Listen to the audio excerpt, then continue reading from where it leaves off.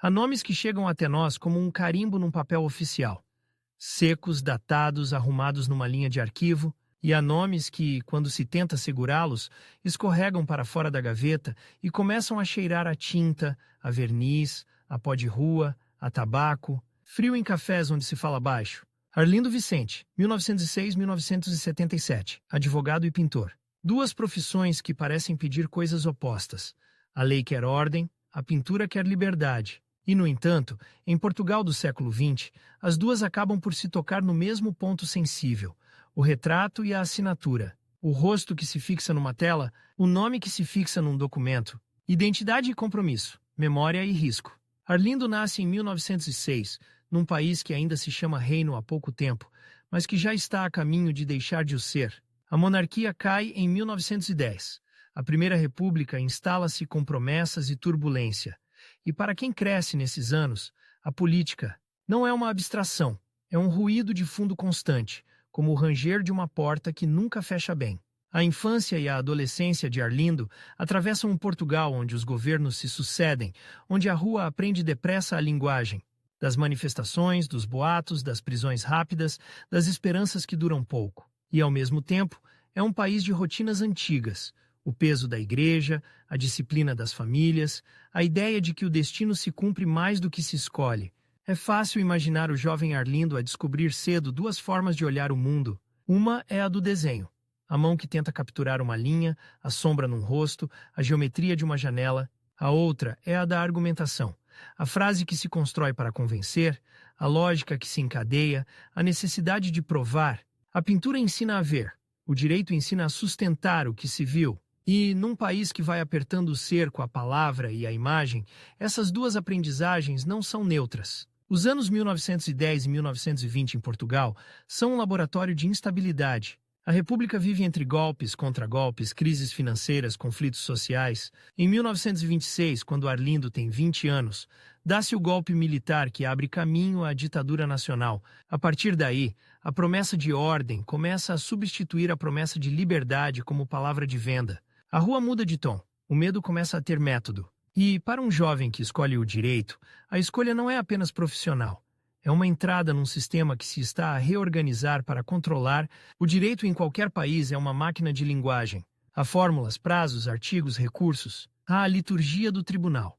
O silêncio pesado, o som dos passos, o papel que se manuseia com cuidado, a voz que se eleva apenas o suficiente para ser ouvida sem parecer insolente. Mas em regimes autoritários, o direito ganha uma segunda camada. Pode ser escudo e pode ser arma. Pode proteger alguém ou pode legitimar a perseguição. E é nesse terreno ambíguo que Arlindo vai formar-se. A década de 1930 é o momento em que Portugal se fecha com chave e cadeado. Antônio de Oliveira Salazar, primeiro como ministro das Finanças e depois como chefe do governo, constrói o Estado Novo. A Constituição de 1933 dá forma ao regime, corporativismo, censura, polícia política, um discurso de moralidade e disciplina que se apresenta como cura para o caos republicano.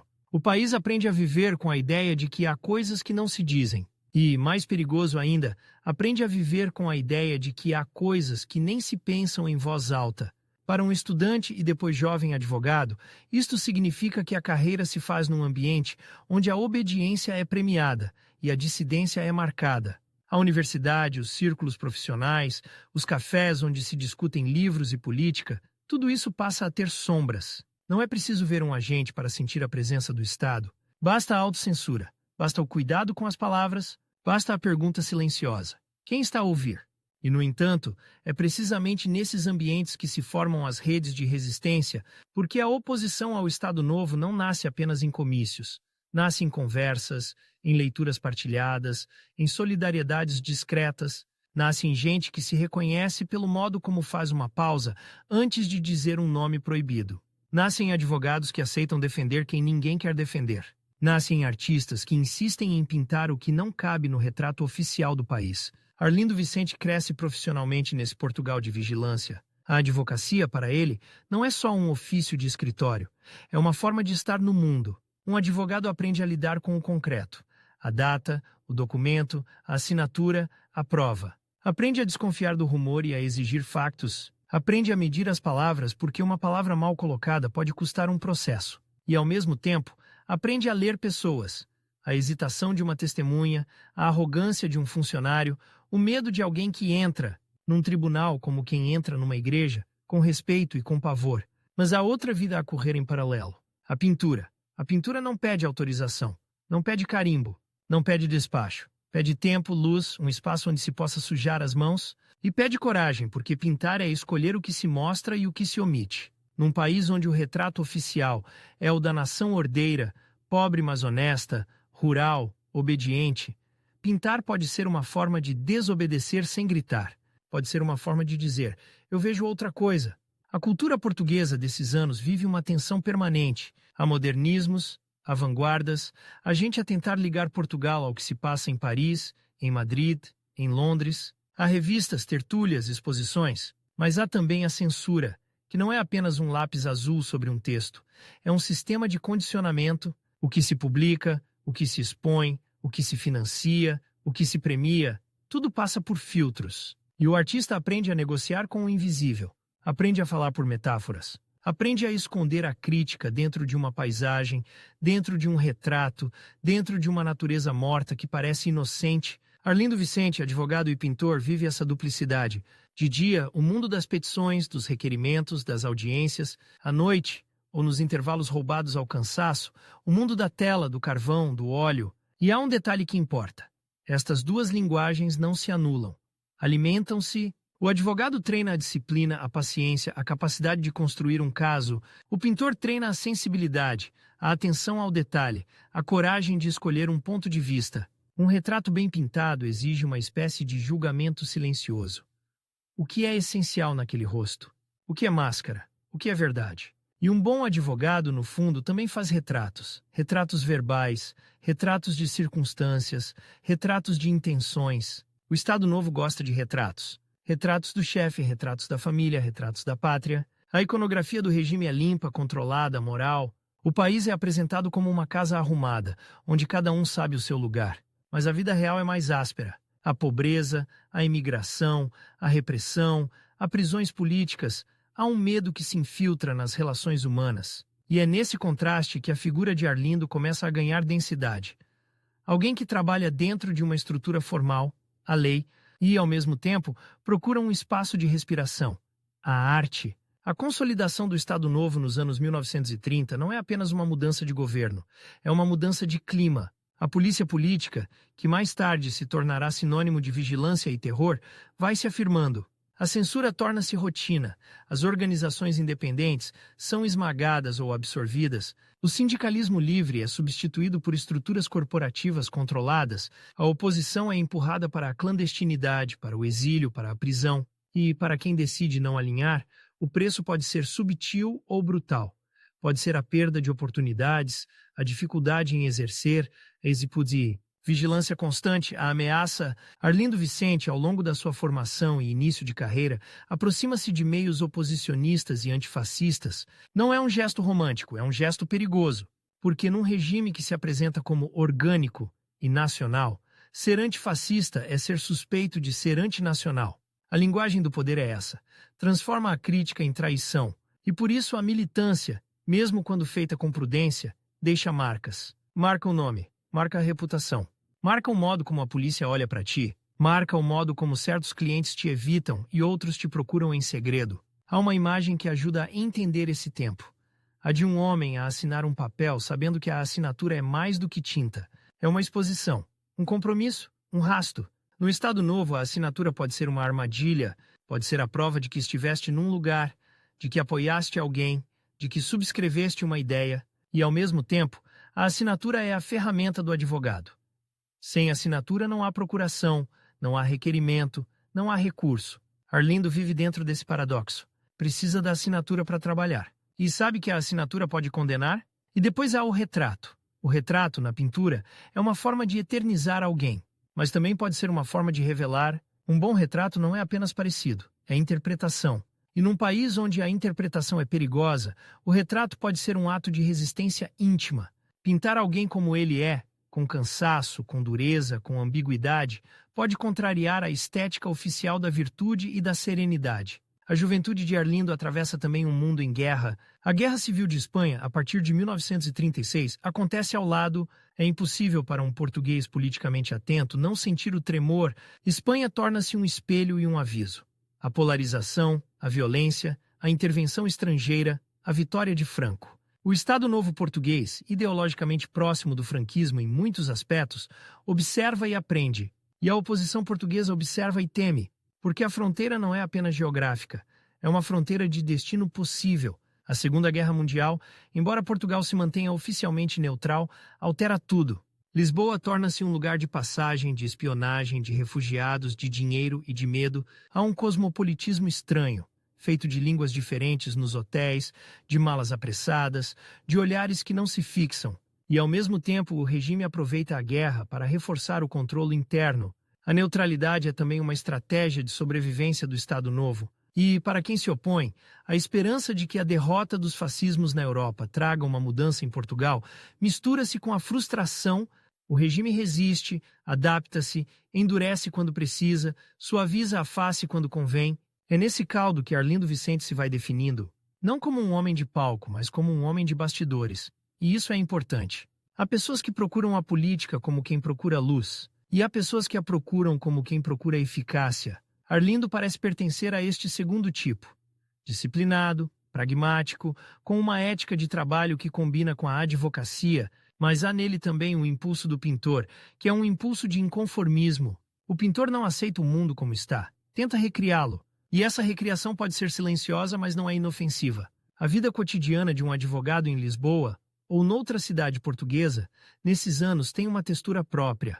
O escritório com móveis pesados, o cheiro a papel e tinta, o som do relógio, as idas ao tribunal, onde se cruzam funcionários, magistrados, polícias, clientes nervosos, a burocracia como forma de poder. Carimbos, certidões, requerimentos que podem ser atrasados por capricho e, por trás, a sensação de que há processos que não se ganham apenas com razão. Ganham-se com alinhamento.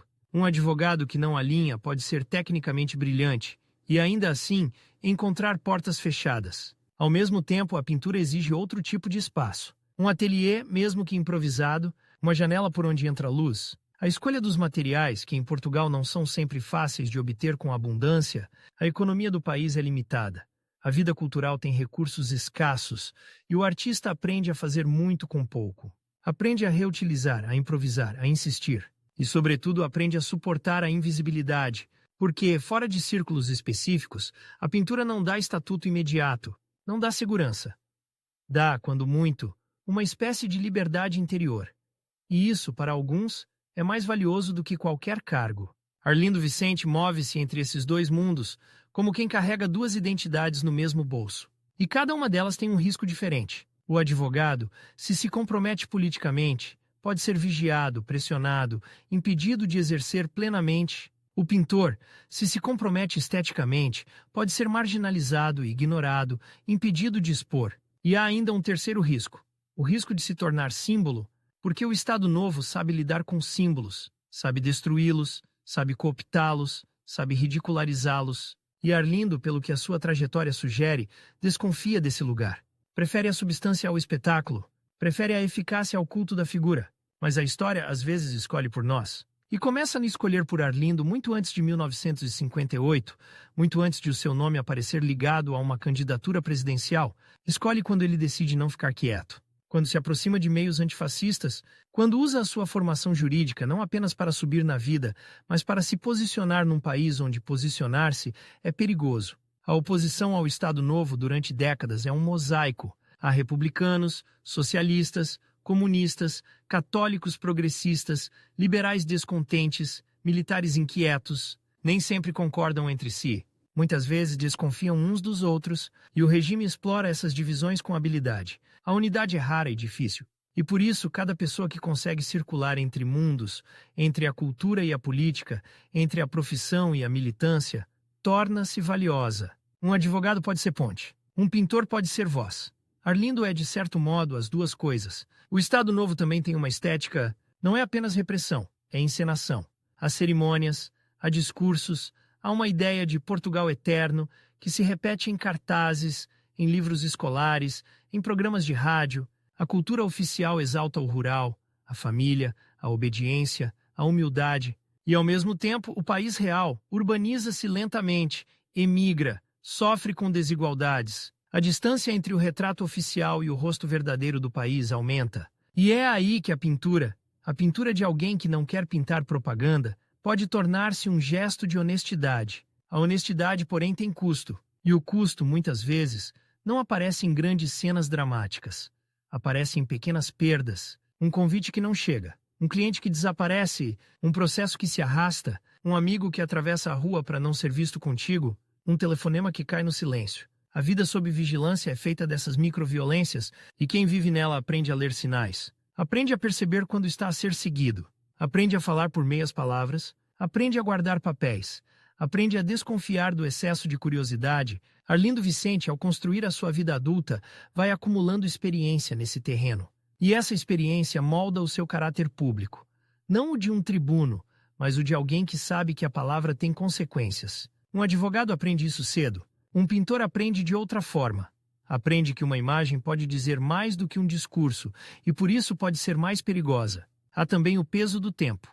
Quem nasce em 1906 chega aos anos 1930 com a sensação de ter visto um país mudar de regime mais do que uma vez. A República prometeu e falhou. A ditadura prometeu ordem. O Estado Novo promete estabilidade. E para muitos a estabilidade é tentadora. Para outros, é sufocante. Arlindo escolhe o lado difícil. O lado de quem não se contenta com a estabilidade comprada com silêncio. E, no entanto, ele não é um revolucionário de barricada. A sua ferramenta é a lei. A sua outra ferramenta é a pintura. Ferramentas de longo prazo. Ferramentas de paciência. Ferramentas que exigem método. Isso dá-lhe uma espécie de pragmatismo que o distingue de figuras mais impulsivas. Ele sabe que um processo se ganha com detalhes. Sabe que uma obra se constrói com camadas. E talvez por isso a sua vida seja feita de camadas.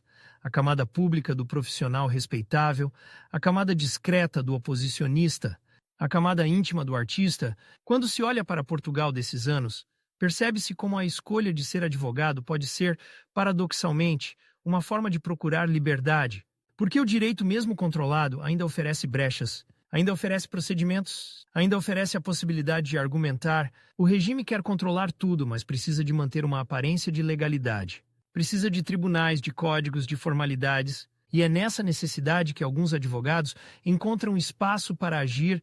Não é um espaço amplo, é estreito. Mas existe e exige coragem, porque quem usa as brechas pode ser punido. A pintura, por sua vez, oferece outro tipo de brecha, a brecha do simbólico. Uma tela pode passar pela censura porque não diz explicitamente o que diz. Uma cor pode sugerir um estado de espírito coletivo, um retrato pode mostrar a fadiga de uma geração.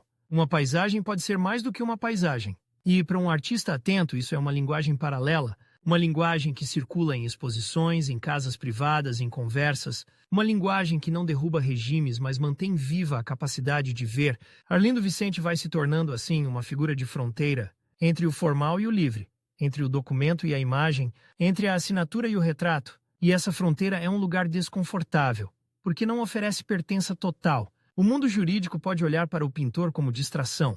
O mundo artístico pode olhar para o advogado como alguém demasiado racional, demasiado preso a regras. E o mundo político clandestino pode olhar para ambos com desconfiança, porque a clandestinidade exige entrega total, e Arlindo parece ser alguém que resiste a ser reduzido a uma única identidade. Mas é precisamente essa resistência que o torna interessante, porque, num regime que quer reduzir as pessoas a funções, o trabalhador obediente, o pai de família, o funcionário leal, o artista decorativo. A multiplicidade é uma forma de liberdade. Ser duas coisas ao mesmo tempo é escapar ao retrato oficial. É recusar a moldura. Os anos passam.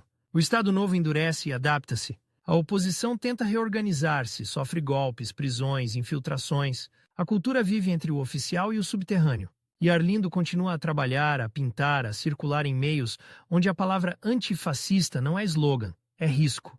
A sua formação e a sua prática vão lhe dando uma reputação, a de alguém sério, disciplinado, capaz. E isso, num país onde a oposição precisa de pessoas credíveis, conta muito, porque a credibilidade sob ditadura é uma moeda rara.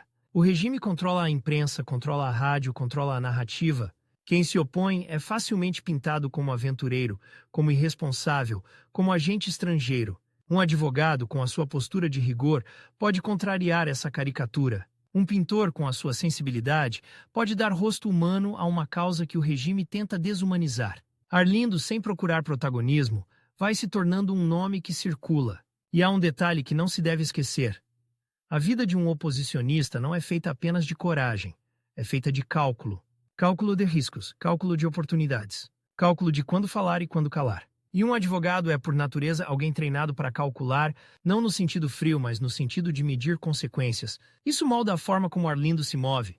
Ele não é o homem do gesto teatral, é o homem do gesto pensado. E às vezes o gesto pensado é o que muda mais coisas. No fundo, a história de Arlindo Vicente começa aqui, antes de qualquer campanha, antes de qualquer manchete, antes de qualquer momento em que o seu nome se torne público para além dos círculos profissionais e culturais. Começa na escolha de duas linguagens, a lei e a pintura, num país que vai estreitando as linguagens possíveis. Começa na decisão de não aceitar o retrato oficial como o único retrato. Começa na consciência de que cada assinatura deixa rasto, e mesmo assim assinar quando é preciso. E, enquanto o Estado Novo se apresenta como uma fotografia imóvel, Portugal parado no tempo, protegido do perigo da modernidade política, há pessoas como Arlindo a viverem o contrário. Uma vida em movimento interior, uma vida de tensão, uma vida em que cada passo tem de ser dado com cuidado para não cair no abismo da repressão. O jovem que atravessou a queda da monarquia, a turbulência republicana, o golpe de 1926 e a consolidação do regime nos anos 1930, chega à maturidade com uma espécie de lucidez amarga. A liberdade não é um estado natural, é uma construção. E em Portugal, naquele tempo, é uma construção clandestina. A assinatura no papel, o retrato na tela. Duas formas de dizer, eu estive aqui. Duas formas de deixar prova. E, para Arlindo Vicente, duas formas de lutar sem precisar de gritar. Porque há lutas que se fazem com a voz baixa, mas com a mão firme. E é essa mão, a que assina e a que pinta, que começa a desenhar o contorno de uma vida que mais tarde será lembrada por um gesto de renúncia. Mas antes de renunciar, ele aprende a existir num país que tenta decidir quem pode existir. Aprende a ser advogado sem ser cúmplice. Aprende a ser pintor sem ser decorador do regime. Aprende, sobretudo, a viver com o peso de um nome que, a qualquer momento, pode deixar de ser apenas um nome e tornar-se um alvo.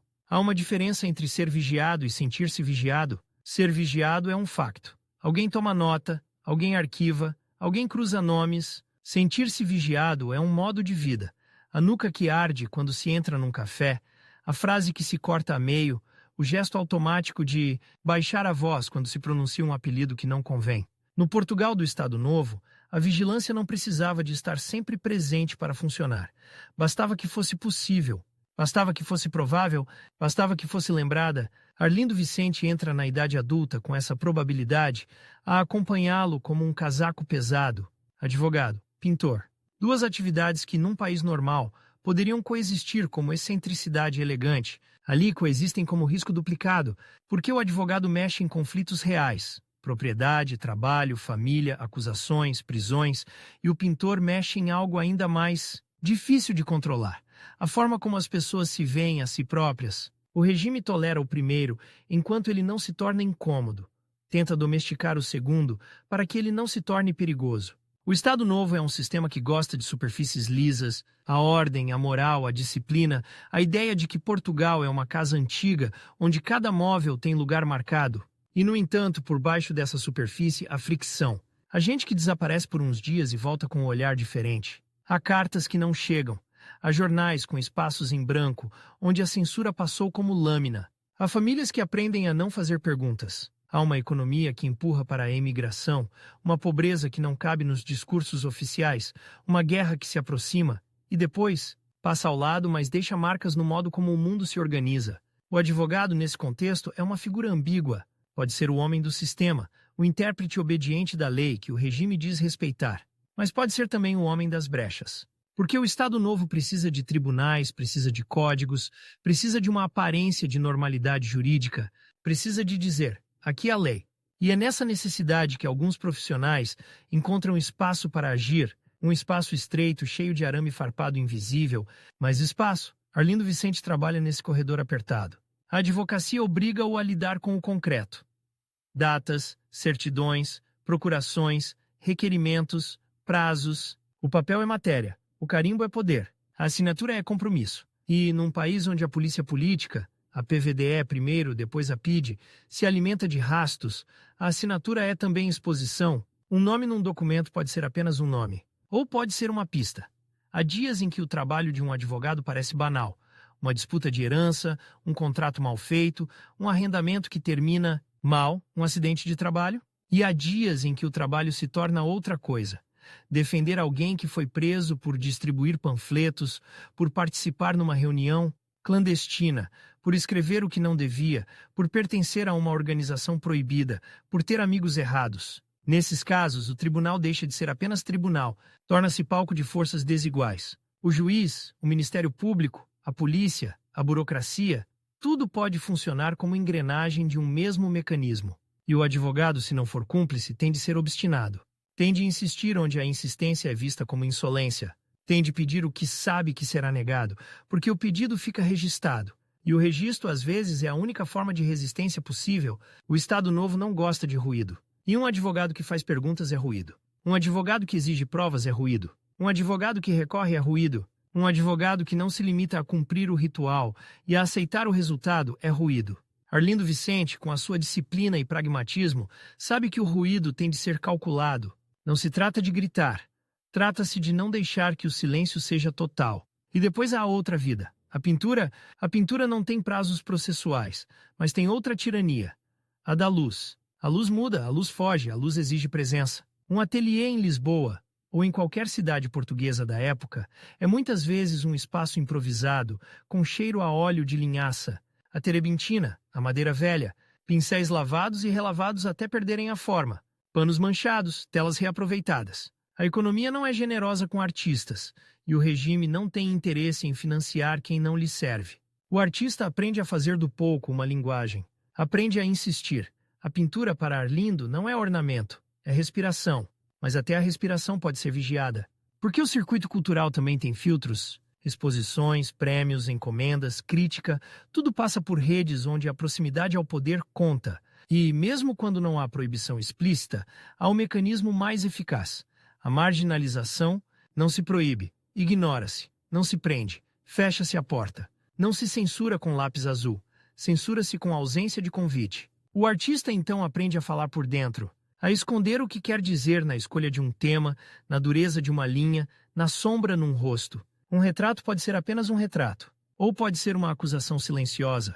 Um homem pintado com os olhos cansados, com a boca apertada, com as mãos tensas, pode ser o retrato de uma época inteira. E uma época inteira, quando se reconhece num rosto, torna-se mais difícil de domesticar. Arlindo Vicente vive entre esses dois regimes de linguagem, o jurídico e o pictórico. Um exige clareza, argumentação, prova, o outro permite ambiguidade, sugestão, metáfora, e, no entanto, ambos se encontram no mesmo ponto: a identidade. O retrato fixa um rosto, a assinatura fixa um nome. O regime quer controlar ambos. Quer controlar o rosto que se mostra e o nome que se escreve.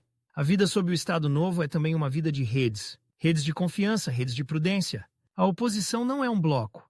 É um mosaico de sensibilidades e estratégias. Republicanos que nunca aceitaram a ditadura, socialistas que tentam sobreviver entre a repressão e a fragmentação, comunistas com estruturas clandestinas mais disciplinadas, pagando um preço alto em prisões e tortura, católicos que, em certos momentos, começam a ver a contradição entre a moral proclamada e a violência praticada, militares descontentes, intelectuais inquietos, estudantes que descobrem que a juventude não é desculpa para o silêncio. Arlindo aproxima-se desses meios oposicionistas e antifascistas com a cautela de quem sabe o que está em jogo. Não é uma aproximação de salão, é uma aproximação que pode custar carreira, liberdade, paz doméstica, porque a repressão não atinge apenas o indivíduo, atinge o círculo.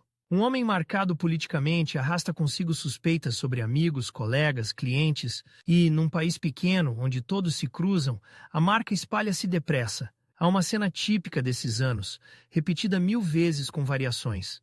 Uma reunião em casa de alguém, cortinas corridas, luz baixa, cadeiras, puxadas com cuidado para não fazer barulho no soalho. Um rádio ao fundo, talvez, para disfarçar. Conversas que começam por banalidades, o tempo, o preço do pão, uma exposição, e depois deslizam para o que realmente importa. Nomes ditos com prudência, notícias trazidas de fora, um jornal estrangeiro passado de mão em mão e, no fim, a despedida rápida, cada um saindo em momentos diferentes para não chamar atenção. O advogado nesses círculos é útil não apenas porque conhece leis, mas porque conhece procedimentos. Sabe o que acontece depois de uma detenção? Sabe como se pede um habeas corpus quando é possível, quando é inútil? Sabe como se fala com um funcionário sem o provocar, mas sem se humilhar? Sabe como se escreve um requerimento que, mesmo negado, obriga o Estado a deixar rasto? E sabe, sobretudo, que a burocracia é uma forma de violência lenta. Um processo que se arrasta pode ser punição. Uma certidão que não se passa pode ser punição. Um despacho que não chega pode ser punição. O regime não precisa de bater sempre, basta atrasar. Arlindo Vicente, ao exercer a advocacia num ambiente assim, paga um preço que raramente aparece em biografias resumidas. O preço do desgaste. O preço de viver com a tensão constante entre o que se pode fazer e o que se deve fazer, o preço de medir cada gesto, o preço de saber que a tua competência pode ser usada contra ti. Quanto mais eficaz és, mais perigoso te tornas para quem quer silêncio. E há ainda a dimensão social. O Estado Novo é também um regime de reputações. A respeitabilidade é moeda. Um advogado precisa de clientes, precisa de confiança pública. Um advogado associado à oposição pode perder clientela segura e ganhar clientela perigosa. Pode ser procurado por quem precisa de defesa e evitado por quem teme contaminação. E isso altera a vida cotidiana. O tipo de casos, o tipo de pessoas que entram no escritório, o tipo de conversas que se tem ao telefone, o tipo de cartas que se guardam. O telefone, aliás, é um objeto com sombra. Um toque pode ser banal, pode ser aviso, pode ser armadilha. A correspondência também. Envelopes abertos com cuidado, não apenas por delicadeza, mas por suspeita. Papéis guardados em lugares improváveis. Nomes anotados de forma codificada. A clandestinidade, mesmo parcial, cria hábitos, e os hábitos moldam o caráter. Enquanto isso, a cultura portuguesa tenta respirar. Há escritores, pintores, músicos, cineastas, alguns alinhados, outros em tensão, outros em oposição aberta. Há o peso do Secretariado de Propaganda Nacional, depois SNI, a máquina que organiza a imagem do país, que promove uma estética oficial, na que decide o que é português de forma conveniente. Há exposições e concursos que premiam o que confirma o retrato desejado. O rural idealizado, a tradição sem conflito, a pobreza transformada em virtude. E há, por outro lado, artistas que insistem em mostrar o que não convém. A dureza do trabalho, a solidão urbana, a inquietação, a modernidade que não pede licença. Arlindo Vicente, como pintor, não vive numa bolha. Ele sente o estreitamento dos circuitos, a necessidade de negociar com o invisível, e sente também a tentação da autocensura, que é talvez a mais perigosa de todas, porque a autocensura não deixa marcas visíveis. Instala-se como prudência, como bom senso, como não vale a pena. E um artista, se cede a isso, pode continuar a produzir, mas produz menos verdade. A tensão entre a advocacia e pintura não é apenas de tempo, é de energia moral. Um dia passado em tribunal, a ouvir formalidades, a enfrentar a frieza de um sistema, pode deixar o corpo cansado e a mente saturada. E, no entanto, a pintura exige frescura de olhar, exige que a mão não trema de exaustão, exige que o artista ainda consiga ver nuances, ainda consiga sentir. Há uma espécie de heroísmo silencioso em manter essa capacidade, não o heroísmo de quem sobe a um palanque, mas o de quem, apesar de tudo, continua a olhar. E olhar naquele tempo é perigoso. Porque o regime prefere que se veja pouco. Prefere que se veja o que ele mostra. Prefere que o país se veja a si mesmo como ele o descreve. Um pintor que insiste em ver mais, em ver a fadiga, a contradição, a sombra, está a recusar a fotografia oficial. A vida adulta de Arlindo Vicente decorre também num Portugal que se transforma lentamente, apesar do discurso de imobilidade. A urbanização avança, ainda que desigual. A imigração cresce, levando gente para a França, para o Luxemburgo, para o Brasil, para onde houver trabalho e menos sufoco. As remessas entram, mudam casas, mudam hábitos. A rádio e depois a televisão começam a criar uma esfera pública controlada, mas ainda assim mais ampla. E, ao mesmo tempo, o regime mantém o essencial. A polícia política, a censura, a ausência de eleições livres, a repressão organizada. O pós-guerra traz uma esperança que dura pouco.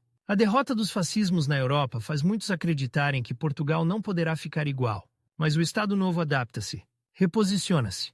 Apresenta-se como bastião anticomunista num mundo que entra na Guerra Fria e, com isso, ganha tolerância externa e reforça a sua capacidade interna. A oposição, por sua vez, tenta reorganizar-se, mas enfrenta um adversário experiente, com décadas de prática em dividir, infiltrar, prender, cansar. É nesse cenário que Arlindo Vicente se torna cada vez mais um homem de confiança para certos círculos. Não necessariamente o mais visível, não necessariamente o mais carismático, mas o mais sólido. O tipo de pessoa a quem se pede conselho quando alguém é detido. O tipo de pessoa que sabe como redigir um texto sem entregar nomes. O tipo de pessoa que entende que a coragem sem método pode ser suicídio e que o método sem coragem é cumplicidade. E, no entanto, há sempre a tentação do protagonismo, mesmo para quem o rejeita.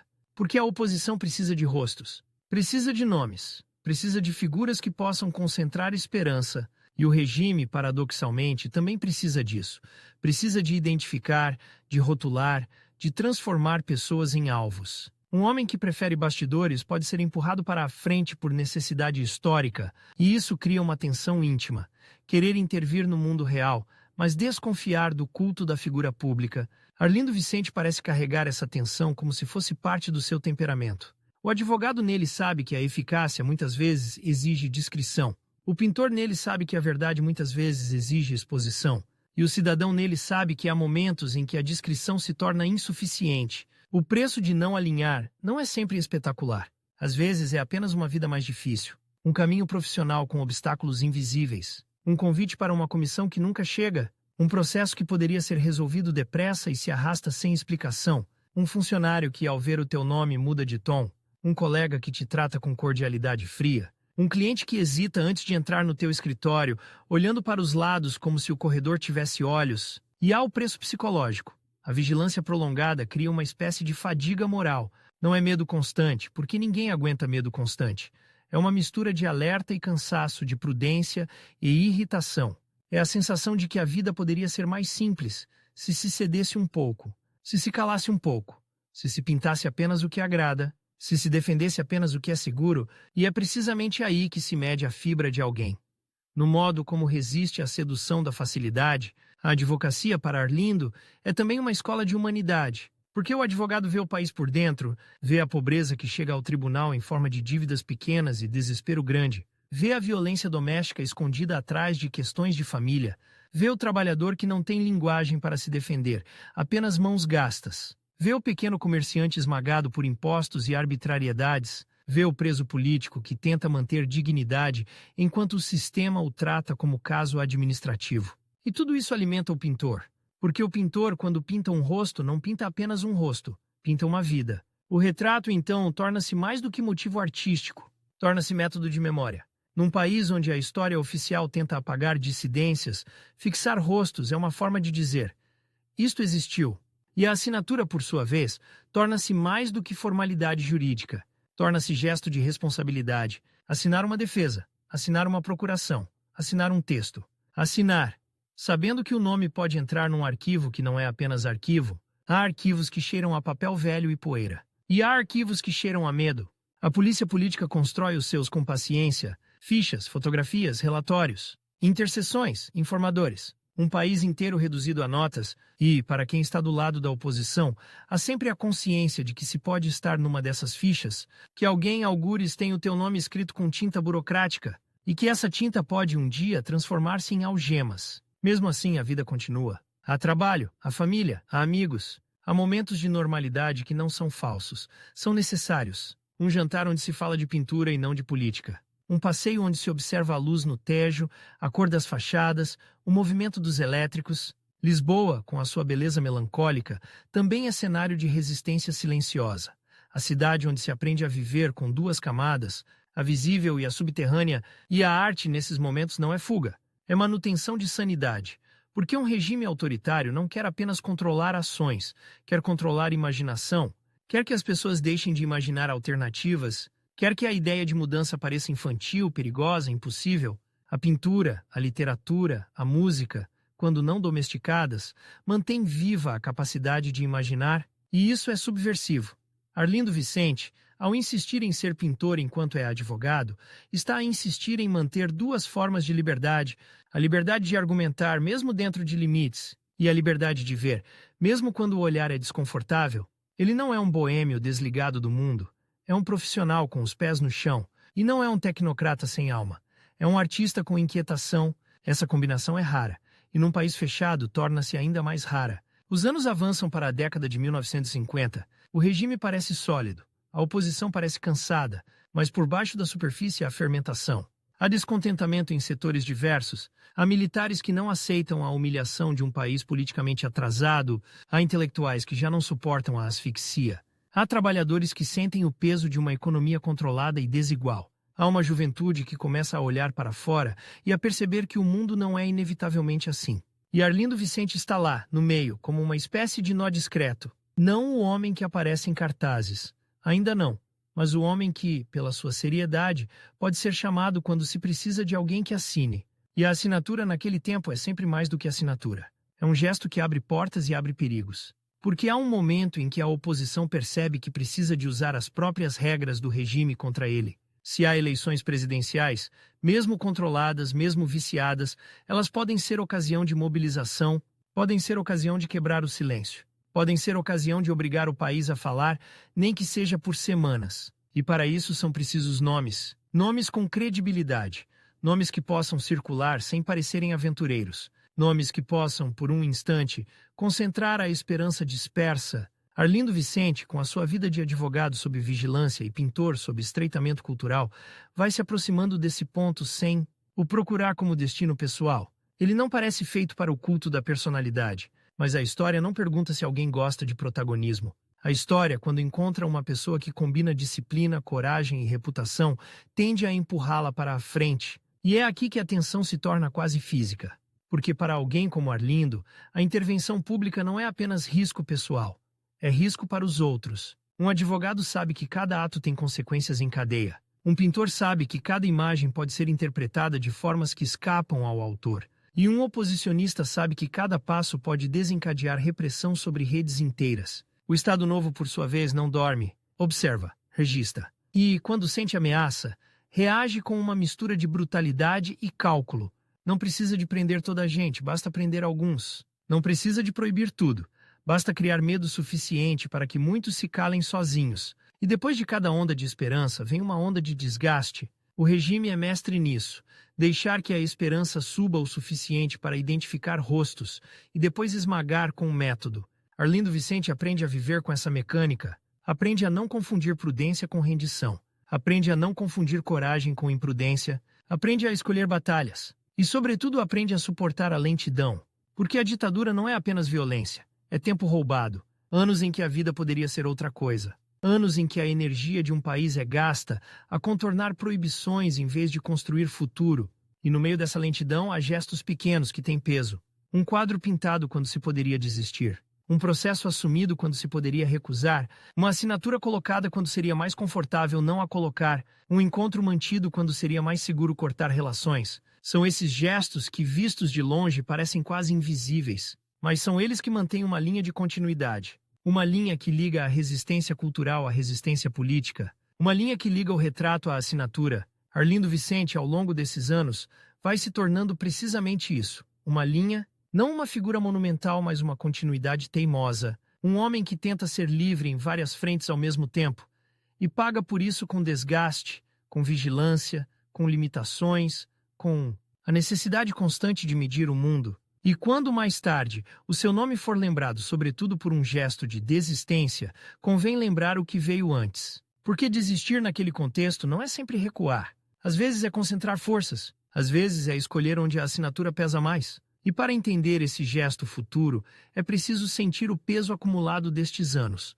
O peso do papel, o peso da tinta, o peso do olhar, por cima do ombro, o peso de um país que sequer fotografia imóvel.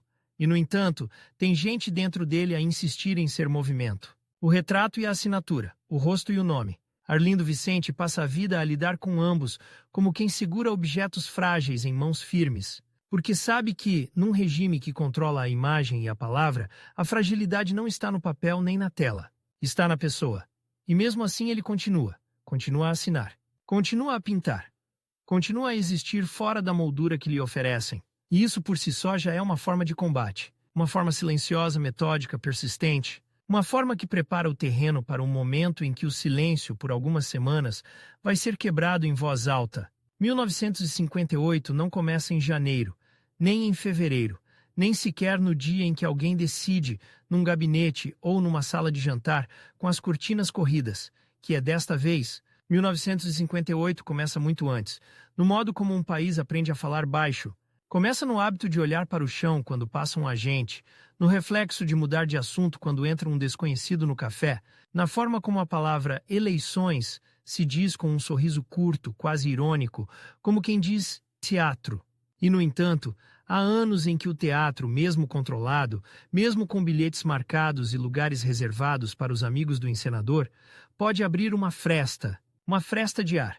O Estado Novo gosta de plebiscitos com cara de eleição. A presidência da República, na arquitetura do regime, é uma peça de prestígio e de legitimação. Um cargo que, em teoria, poderia ser árbitro, mas que na prática serve para confirmar a ordem. O presidente assina, promulga, representa. E, sobretudo, não atrapalha. Salazar governa como quem segura o volante com as duas mãos e não admite que alguém lhe toque no braço. Mas precisa do ritual. Precisa do retrato oficial na parede. Precisa da assinatura no diário do governo. Precisa de dizer ao país e ao estrangeiro: há instituições, há normalidade. A oposição, por sua vez, vive num paradoxo permanente. Se participa, legitima o jogo viciado. Se não participa, entrega o palco inteiro ao regime e perde a oportunidade rara de falar com o país sem ser imediatamente reduzida ao silêncio clandestino. E há ainda outra camada. A oposição não é uma só, é um arquipélago. Republicanos de várias linhagens, socialistas dispersos, comunistas com disciplina e clandestinidade, católicos inquietos, liberais, que não suportam a asfixia, militares que sentem vergonha de um país amarrado. Cada grupo tem a sua memória, o seu orgulho, a sua desconfiança. Unir é difícil, e o regime sabe disso. Alimenta a divisão como quem rega uma planta.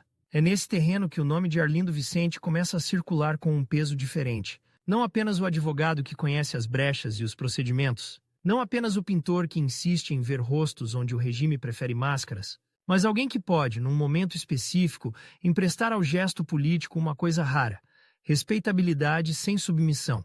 Um homem que não parece feito de slogans, um homem que não se oferece ao culto, um homem que por isso mesmo pode ser útil.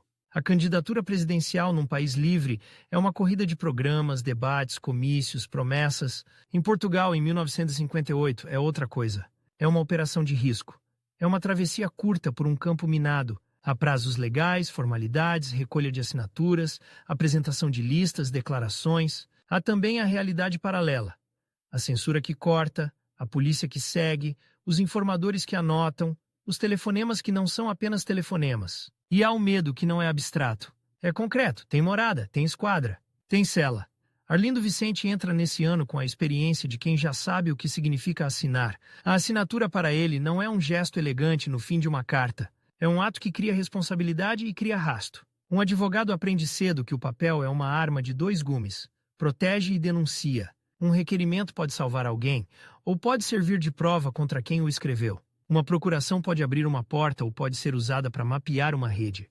E, no entanto, sem papel não há luta possível dentro do mínimo de legalidade que o regime finge respeitar. A candidatura de Arlindo Vicente surge ligada à oposição que procura uma alternativa civil com raízes antifascistas e, em particular, com proximidade ao universo comunista, que naquele tempo é uma das forças mais organizadas na resistência. Isso por si só já é um sinal de coragem e de cálculo. Coragem, porque o rótulo de comunista, mesmo quando usado de forma vaga e propagandística, é uma sentença social e muitas vezes policial.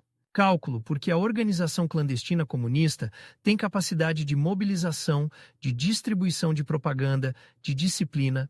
Num país onde tudo é vigiado, a disciplina é uma forma de sobrevivência, mas a coragem e o cálculo não resolvem o problema central. Como falar com um país inteiro quando o país inteiro foi treinado para não ouvir? Como fazer campanha quando os jornais são filtrados, quando a rádio é controlada, quando os espaços públicos são condicionados, quando a simples reunião pode ser interrompida? A campanha, então, torna-se uma espécie de guerrilha de palavras. Panfletos que passam de mão em mão, conversas em mercados, encontros em associações onde ainda há alguma margem, cartas, telefonemas e, sobretudo, presença física. Aparecer, dizer o nome, olhar as pessoas nos olhos, obrigar o regime a reagir. É aqui que entra o outro nome, Humberto Delgado, general, militar de carreira, homem que durante anos esteve dentro do sistema e que num momento decisivo, rompe. A sua candidatura tem uma força simbólica que a oposição civil, por mais digna, dificilmente alcança. A ideia de que até um general, até alguém com farda e currículo diz basta. E Delgado tem uma qualidade rara em tempos de medo. Fala como quem não pede licença. A frase, obviamente demito-o, dirigida a Salazar, no contexto da pergunta sobre o que faria ao presidente do Conselho, torna-se um raio que ilumina e assusta, porque de repente a ditadura deixa de parecer eterna. Por um instante parece vulnerável. Esse instante é precioso. E é perigoso. A oposição percebe rapidamente que 1958 pode ser a melhor oportunidade em décadas para quebrar a sensação de inevitabilidade, mas também percebe que a dispersão de candidaturas pode ser fatal. O regime não precisa de ganhar com maioria esmagadora, precisa apenas de controlar o resultado e, se possível, dividir a esperança. Duas candidaturas oposicionistas fortes podem significar duas redes, dois discursos, duas estratégias. E, no fim, um país que não sabe onde colocar a sua energia. E energia, naquele contexto, é tudo. Porque a energia é curta, a janela é curta, a repressão aproxima-se à medida que a campanha aquece. Arlindo Vicente, que não é homem de palanque por vocação, encontra-se no centro de uma decisão que é ao mesmo tempo política e íntima. Política, porque envolve a eficácia da oposição. Íntima, porque envolve o seu próprio lugar no mundo. O advogado que sabe o valor de um ato formal, o pintor que sabe o valor de um gesto simbólico. O cidadão que desconfia do protagonismo, mas não desconfia da necessidade de agir. Há uma imagem que ajuda a entender o clima desses dias. Uma mesa com papéis espalhados, não papéis poéticos, papéis de verdade, listas de apoiantes, minutas, declarações, cartas, recortes de jornal com espaços em branco onde a censura passou, e, no meio, uma caneta. A caneta como instrumento de criação e como instrumento de compromisso. O retrato e a assinatura, outra vez. O rosto que se oferece ao país, o nome que se escreve e fica. A formalização de uma candidatura presidencial exige procedimentos. Não é apenas dizer sou candidato. É apresentar-se dentro das regras do próprio regime, com a consciência de que essas regras foram desenhadas para impedir que alguém como tu chegue longe. Há um sabor amargo nisso. Usar a legalidade do Estado Novo para tentar derrubar o Estado Novo. Mas é precisamente essa contradição que pode expor a fraude. Se o regime diz que há eleição, então que se veja o que acontece quando alguém tenta de facto concorrer. Arlindo Vicente avança, e ao avançar, expõe-se.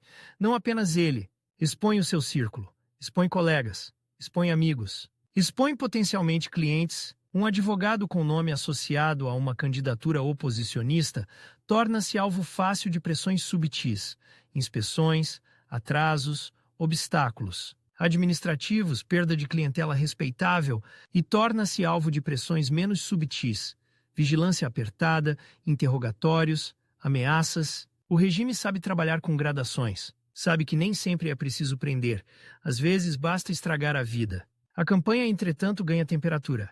Delgado arrasta multidões. Multidões em Portugal de 1958 não são apenas números, são um escândalo. São corpos juntos. São vozes. São gente que por alguns minutos esquece o medo e grita. E cada grito é uma pequena ruptura no tecido da obediência. O regime reage como reage sempre. Tenta controlar, tenta impedir, tenta ridicularizar, tenta intimidar. Mas há coisas que, uma vez vistas, não se desveem. Um comício cheio. Um aplauso que não parece ensaiado. Um entusiasmo que não cabe na narrativa oficial. E é nesse ponto que a candidatura de Arlindo Vicente se torna, paradoxalmente, mais importante pelo que pode fazer ao sair do que pelo que faria ao ficar. Porque a oposição precisa de um gesto que seja lido como maturidade, como sacrifício estratégico, como recusa do ego.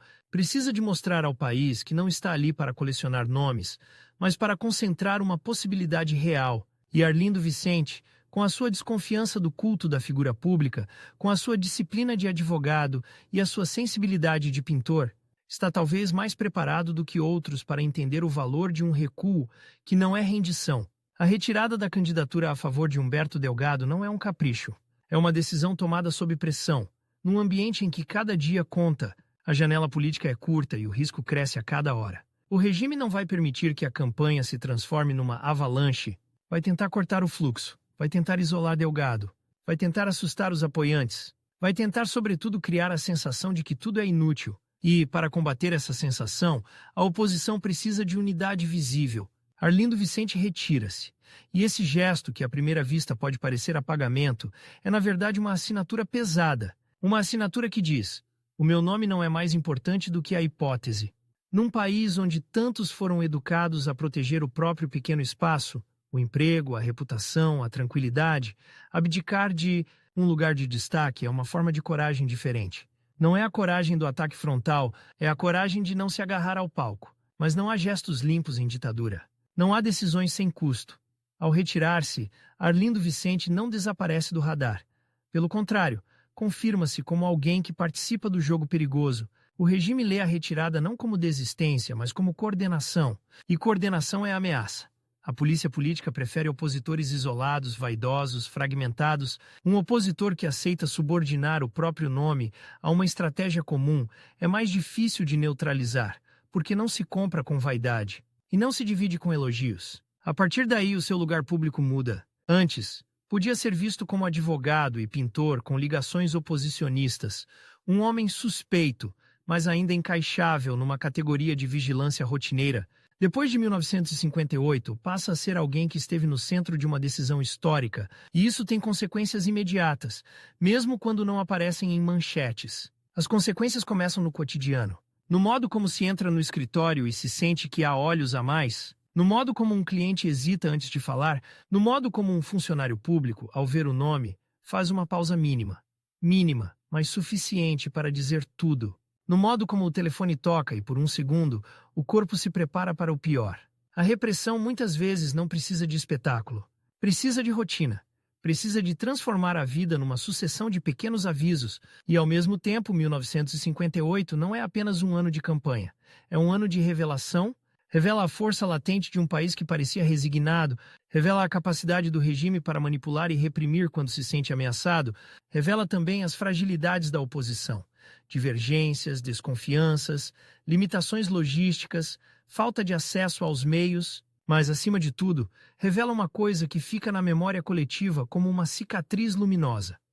Por algumas semanas, muita gente acreditou que era possível. O dia da votação, num sistema viciado, não é o fim, é o começo de outra fase. Há denúncias de fraude, de pressões, de manipulação. Há a sensação de que a vontade popular foi esmagada por uma máquina que controla mesas, boletins, contagens e que tem a polícia como sombra em cada esquina. E depois vem o pós-1958, o momento em que o regime, tendo sentido o perigo, decide apertar mais. O recrudescimento da repressão não é uma metáfora, é uma mudança de temperatura. A PIDE intensifica vigilâncias, prisões, interrogatórios. A mensagem é clara. Viram o que aconteceu quando levantaram a cabeça? Agora baixem. Muitos baixam. Alguns não conseguem. Outros tentam continuar, mas com mais clandestinidade, mais cuidado, mais silêncio. A esperança, que em 1958 se mostrou em praça pública, é empurrada de volta para corredores, cozinhas, quartos fechados. Para Arlindo Vicente, isso significa que o gesto de retirada não o protege. Não há proteção. Há apenas diferentes formas de risco. O advogado nele entende que o regime vai procurar exemplos, vai procurar punir para educar, vai procurar desgastar para desmobilizar. E o pintor nele sente outra coisa. A tristeza específica de ver rostos que, por um instante, se iluminaram, voltarem a fechar-se. A pintura que fixa expressões sabe reconhecer esse movimento. Um olhar que se abre e depois se defende. Uma boca que quase sorri e depois se contrai. Um corpo que, depois de ter gritado num comício, volta a andar mais depressa na rua, como se quisesse desaparecer. Há também um efeito perverso. A história tende a lembrar o gesto de desistir mais do que o trabalho de construir. Porque desistir é um verbo que chama a atenção. Parece dramático, parece definitivo. Mas no caso de Arlindo Vicente, a desistência é uma forma de intervenção, e isso é difícil de explicar num país habituado a medir coragem pelo volume da voz. A coragem dele, naquele momento, mede-se pela capacidade de aceitar que o seu retrato não será o retrato principal do cartaz, e que, a sua assinatura, no entanto, ficará como uma das mais decisivas. O que se passa dentro de um homem quando ele abdica de uma candidatura presidencial? Não é apenas cálculo frio. Há orgulho ferido mesmo quando se tenta negá-lo. Há alívio porque o peso do palco é enorme. Há medo porque o risco não desaparece. Há também uma espécie de clareza. A percepção de que, naquele tabuleiro, o movimento mais eficaz pode ser o que parece menos heróico. E há inevitavelmente a solidão, porque a decisão, mesmo discutida, mesmo apoiada, é sempre vivida por dentro. Arlindo Vicente volta ao seu terreno de sempre, o papel e a tela. Mas agora o papel tem mais sombra, e a tela mais urgência. O advogado continua a lidar com processos, com requerimentos, com defesas, continua a usar a linguagem da lei como quem usa uma ferramenta num ambiente hostil. E cada vez que assina, sabe que a assinatura é mais pesada do que antes. Não porque a tinta mudou, mas porque o contexto mudou. O nome dele, depois de 1958, tem outra densidade nos arquivos do regime. E a pintura? A pintura, num tempo de repressão, pode tornar-se ainda mais interior. Não necessariamente mais abstrata, mas mais carregada de silêncio. Um retrato pintado nesses anos pode ter uma sombra que não é apenas sombra pictórica, é sombra histórica. A luz de Lisboa continua a existir, o Tejo continua a refletir, as fachadas continuam a descascar com beleza, os elétricos continuam a ranger, mas a luz não apaga o que se sabe. E quem sabe demais pinta de outra maneira mesmo quando não quer. A figura de Humberto Delgado, entretanto, torna-se alvo central. O regime não perdoa a afronta. E a oposição aprende, com dor, que a mobilização pública tem preço. O país entra numa fase em que a esperança de 1958 é lembrada com uma mistura de orgulho e luto. Orgulho pelo que se ousou, luto pelo que se perdeu e pelo que se seguiu. E nesse luto, o gesto de Arlindo Vicente ganha contornos ambíguos. Para uns, prova de lucidez. Para outros, sinal de que a oposição civil não conseguiu sustentar o próprio nome. A memória é injusta por natureza. Escolhe ângulos, esquece bastidores. Prefere narrativas simples, mas a vida real não é simples. A vida real é feita de decisões tomadas em salas pequenas, com medo grande, é feita de telefonemas interrompidos, de encontros marcados com códigos, de cartas que se queimam depois de lidas. É feita de gente que, ao ver um carro parado demasiado tempo na rua, muda o caminho. É feita de advogados que, ao defenderem alguém, sabem que estão a defender também a ideia de que ainda existe um resto de direito. Num país que o usa como decoração, depois de 1958, Arlindo Vicente não se transforma num mártir de cartaz, nem num herói oficial. O regime não permite heróis fora do seu panteão. Transforma-se, isso sim, num homem ainda mais marcado pela experiência de ter estado, por semanas, no centro de uma possibilidade nacional. E isso altera a forma como ele se vê e como é visto. Há quem o procure com mais respeito. Há quem o evite com mais medo. Há quem o use como símbolo. E há quem o reduza à nota de rodapé. O candidato que desistiu, só que essa nota de rodapé tem uma força estranha. Porque num país onde tantos se agarram ao pouco que têm, desistir de um lugar de destaque para concentrar uma esperança coletiva é um gesto que expõe, por contraste, a mediocridade do oportunismo. E o Estado Novo, que se alimenta de carreiras obedientes e de ambições domesticadas, não gosta de contrastes, não gosta de exemplos que não consegue enquadrar. A campanha de 1958 deixa também uma lição amarga sobre a mecânica do regime.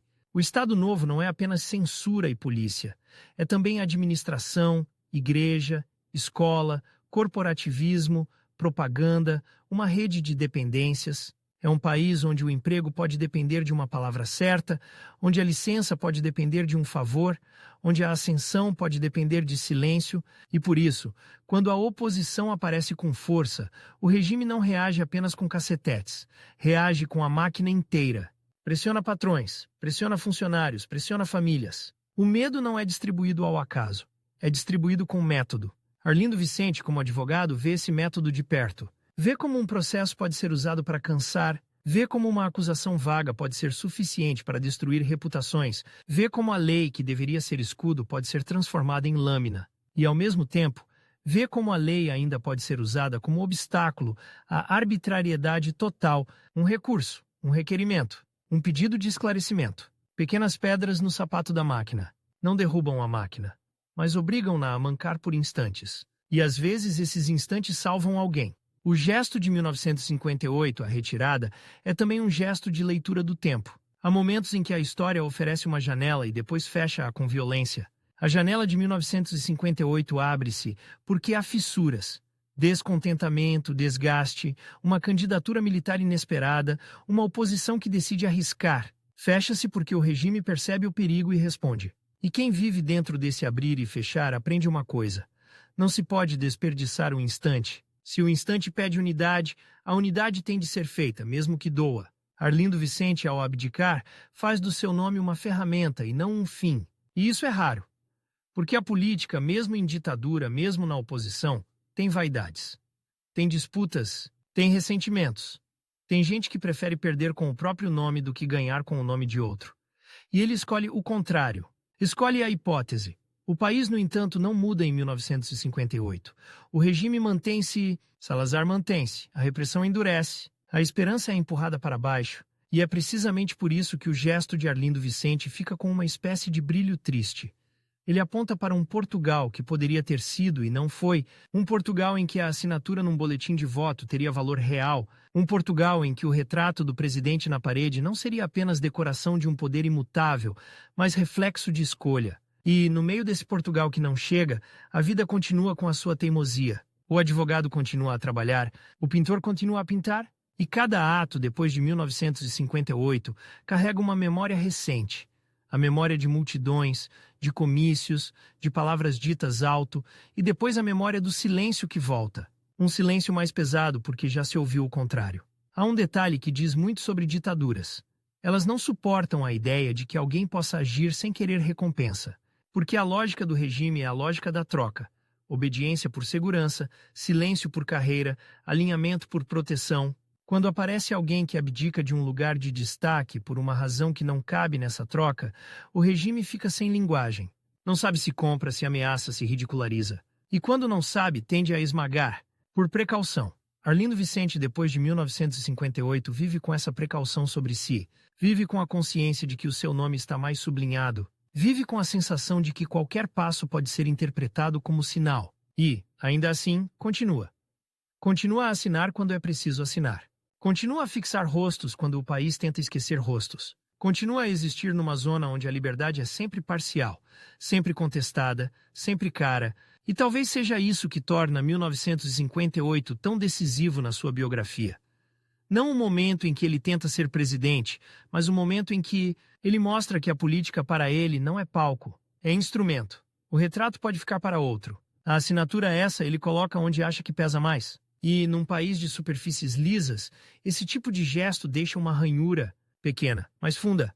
Porque a ranhura é a prova de que a superfície não é natural. Foi polida à força e pode um dia partir. Depois de 1958, o país volta a falar baixo, mas já não é o mesmo baixo de antes. Há um baixo que é hábito, quase fisiológico, como respirar sem pensar. E há um baixo que é escolha consciente, uma espécie de contenção para não dar ao regime o prazer de te ver quebrar.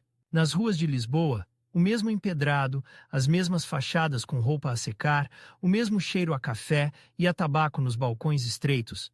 Mas por trás do cotidiano instala-se uma camada nova, como um verniz invisível. A certeza de que, por semanas, a multidão existiu e que a máquina do Estado a viu. O Estado Novo não esquece, arquiva, classifica, sublinha a lápis azul. E quando sente que alguém lhe tocou no nervo, responde com método, não com impulso. A repressão do pós-1958 não é apenas mais prisões, é mais rotina de medo, mais visitas de cortesia, mais perguntas que parecem inocentes e são inventário, mais telefonemas em que a linha respira, mais gente a ser chamada para prestar esclarecimentos, como quem vai ao médico, mas sai com febre. Arlindo Vicente regressa ao seu lugar de sempre, o escritório, os papéis, a mesa onde a caneta tanto serve para um requerimento como para um esboço.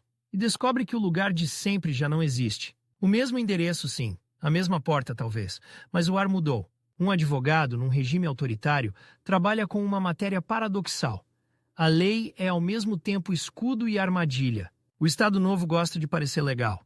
Precisa de carimbos de despachos de fórmulas. Precisa de um país que, ao olhar para o diário do governo, veja linhas e artigos e pense: isto é normal. E é nessa necessidade de normalidade que o advogado encontra uma fenda pequena, mas real. Só que a fenda tem preço.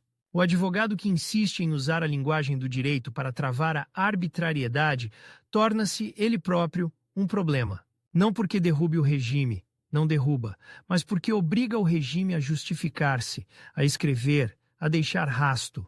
E o Estado Novo prefere agir no escuro, mesmo quando finge luz. Arlindo Vicente, depois da retirada a favor de Humberto Delgado, já não é apenas um suspeito. É um nome associado à coordenação, à disciplina, à capacidade de pôr o ego de lado. E isso, para uma polícia política, é mais perigoso do que um opositor barulhento.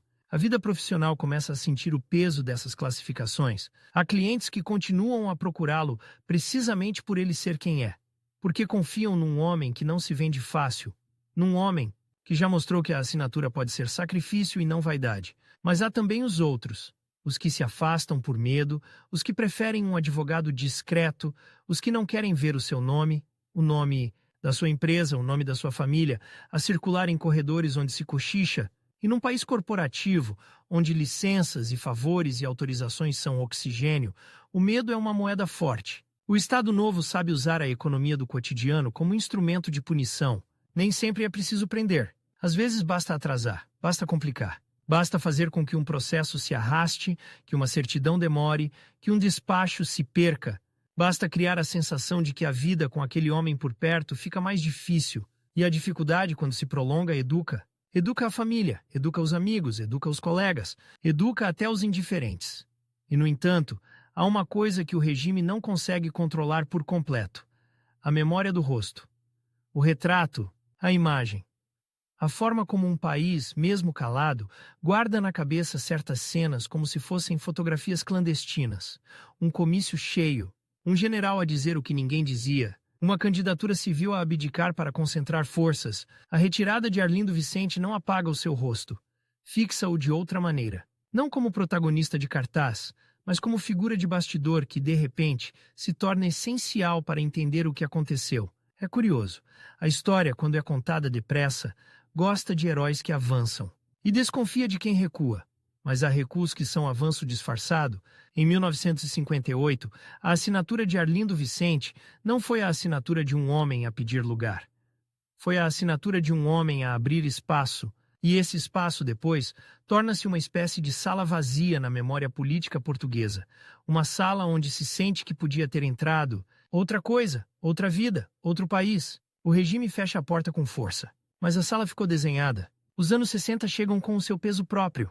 O Estado Novo envelhece e endurece ao mesmo tempo, como certas madeiras que, em vez de apodrecerem, ficam mais rijas e mais quebradiças. A Guerra Colonial começa em 1961 e muda a temperatura moral do país. De repente, a ditadura já não é apenas censura e polícia. É também guerra prolongada, mobilização, mortes longe, cartas que chegam às aldeias com notícias que ninguém quer ler em voz alta. A guerra é um amplificador de tudo. Do medo, do cansaço, da injustiça, da mentira oficial e também do silêncio. Porque a guerra cria um tipo de silêncio diferente, um silêncio de luto antecipado. Para um homem como Arlindo Vicente, que vive entre a lei e a pintura, a guerra é mais uma camada de contradição. A lei, que deveria proteger cidadãos, serve para sustentar um esforço militar que consome gerações. A pintura, que poderia ser puro gesto de liberdade, passa a carregar inevitavelmente a sombra do tempo. Rostos de jovens que partem, rostos de mães que esperam, rostos de homens que regressam com outra idade nos olhos. Mesmo quando não se pinta a guerra, pinta-se num país em guerra. E isso infiltra-se na cor, na luz, na escolha do que se mostra e do que se omite. A PIDE, depois DGS, continua a ser o ouvido do regime, um ouvido que não dorme. E a oposição, fragmentada, tenta sobreviver entre a clandestinidade e a legalidade mínima. Há reuniões discretas, há redes, há solidariedades que se fazem com gestos pequenos. Um livro emprestado, um recado entregue, um dinheiro que circula sem recibo. E há também o desgaste de anos em que nada parece mudar, em que a esperança de 1958 parece uma fotografia amarelada guardada numa gaveta. Arlindo Vicente não é um homem de culto pessoal, e isso protege-o de uma tentação, a de transformar a própria biografia em monumento. Mas não o protege do desgaste, porque o desgaste não escolhe vaidosos, escolhe vivos, e viver sob vigilância é uma forma de cansaço que se instala nos músculos. A pessoa aprende a medir palavras, a medir passos, a medir amizades, aprende a desconfiar do acaso, aprende a ler o ambiente como quem lê um processo. Quem está, quem falta, quem olha demais, quem pergunta de menos. No meio disso, a pintura pode ser refúgio, mas não é fuga. Um pintor que também é advogado não consegue fingir inocência. Ele sabe o que um documento pode fazer a uma vida, sabe o que uma assinatura pode desencadear. E por isso, quando pinta um retrato, não pinta apenas a face. Pinta a responsabilidade de fixar alguém num tempo em que ser fixado pode ser perigoso. O retrato, num país vigiado, é quase um ato de teimosia. Tu existes. Eu vi-te. Eu não te reduzo a número, a ficha, a rumor. E a assinatura continua a persegui-lo, como ideia e como prática. Assinar para um advogado é comprometer-se com o que está escrito. É dizer, eu respondo por isto. Num regime em que a palavra oficial é muitas vezes mentira, a assinatura honesta torna-se um gesto de resistência silenciosa, não é grandiosa, não dá manchetes, mas cria uma ética, e a ética, quando é rara, torna-se política.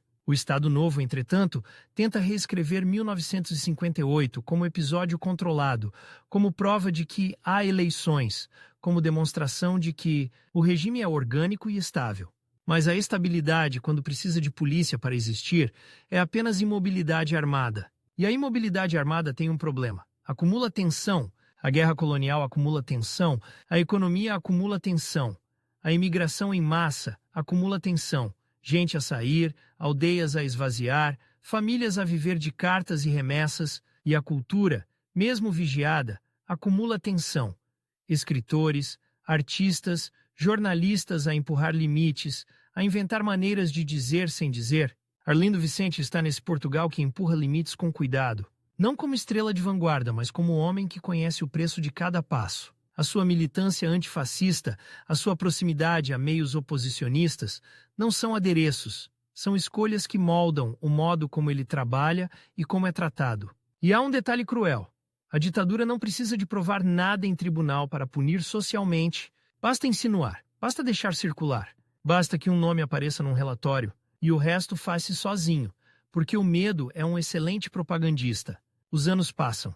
Salazar cai da cadeira em 1968 e o país assiste a uma mudança que parece mudança e é, em grande parte, continuidade. Marcelo Caetano traz um estilo diferente, uma promessa de primavera que muitos querem acreditar, porque acreditar é uma forma de respirar. Mas a estrutura mantém-se, a censura mantém-se. A polícia política mantém-se com outro nome, com a mesma função. A guerra mantém-se. E a esperança, quando é alimentada e depois frustrada, pode tornar-se mais amarga do que a ausência total de esperança.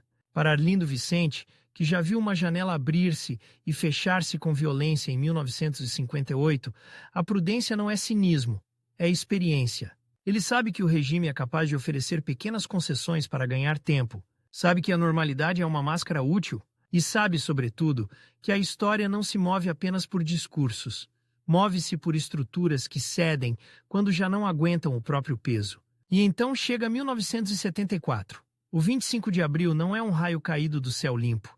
É o resultado de anos de desgaste, de guerra, de contradições internas, de militares cansados de um país que já não cabe na narrativa oficial. Mas quando acontece, acontece com uma rapidez que parece impossível. De um dia para o outro, a rua muda de som. O medo, que era quase um ruído de fundo permanente, recua, não desaparece. Porque o corpo demora a desaprender, mas recua. As pessoas falam mais alto, abraçam-se com estranhos, leem jornais como quem bebe água depois de sede longa. E há um momento em que o país inteiro parece olhar para si próprio ao espelho e perguntar: era isto que estava por baixo? Para alguém como Arlindo Vicente, o 25 de abril é uma recontextualização brutal. De repente, aquilo que era clandestino torna-se discutível em público. Aquilo que era perigoso dizer torna-se frase de rua. Aquilo que era sussurro torna-se assembleia. E, no meio dessa explosão de liberdade, há também uma espécie de ajuste de contas com a memória. Quem fez o quê? Quem esteve onde? Quem resistiu? Quem colaborou? Quem calou por medo? Quem calou por conveniência? É aqui que o gesto de 1958 volta com força.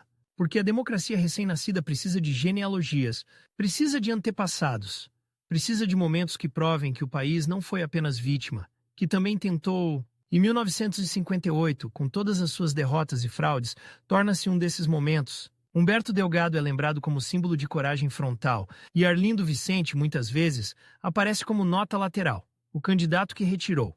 Só que, num tempo em que se reavaliam gestos, a retirada pode ser lida com outra luz.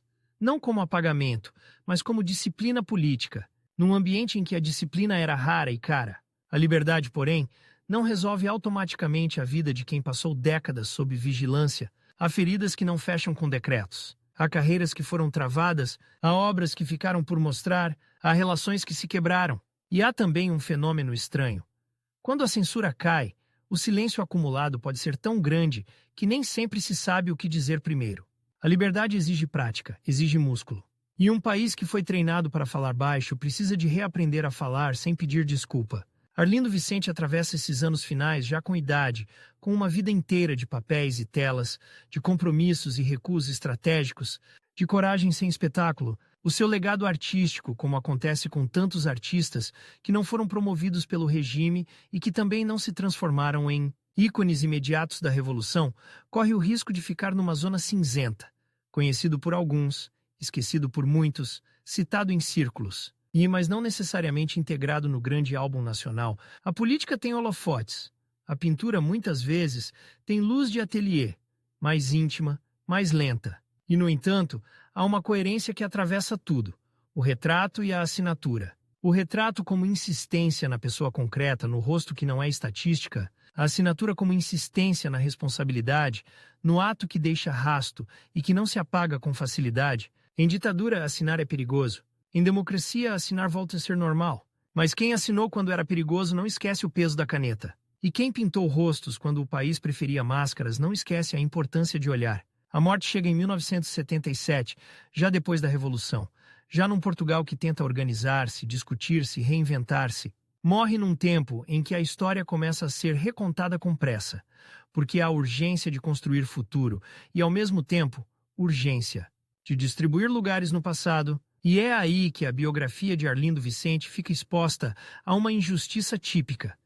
Ser lembrado sobretudo pelo gesto de desistir, como se a vida inteira fosse um parênteses em torno de uma renúncia, mas a renúncia no seu caso não é vazio, é forma, é escolha. É uma assinatura colocada no ponto exato onde a assinatura podia alterar o desenho do momento, mesmo que não alterasse o resultado final. E isso é difícil de medir, porque a história gosta de vitórias claras. Só que, em Portugal, durante décadas, as vitórias claras foram raras. O que existiu foram aberturas pequenas, frestas, tentativas, gestos que não derrubaram o regime, mas impediram que ele fosse total na alma de todos. Quando se olha para Arlindo Vicente com atenção, vê-se um homem que viveu em duas linguagens, a lei e a pintura, e que, em ambas, procurou uma coisa semelhante: dar forma ao que é humano num ambiente que tenta reduzir o humano à função. A lei, quando é digna, protege o indivíduo contra o abuso. A pintura, quando é honesta, protege a memória contra o esquecimento. E ele fez as duas coisas num país que, durante muito tempo, preferiu a obediência à dignidade e a propaganda à memória. O Estado Novo queria retratos oficiais, poses rígidas, símbolos, molduras pesadas, a ideia de que o poder é natural como uma montanha.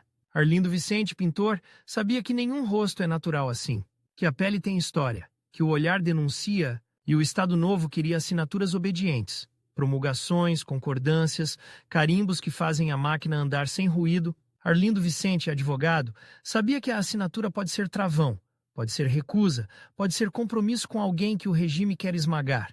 No fim, talvez seja por isso que a sua figura permanece desconfortável para narrativas simples. Não cabe bem no molde do herói de praça porque desconfiava do palco. Não cabe bem no molde do artista puro, porque sujava as mãos com processos e prazos e linguagem jurídica. Não cabe bem no molde do político profissional, porque preferiu abrir espaço a ocupar lugar. E, no entanto, é precisamente essa mistura que o torna revelador de um Portugal inteiro.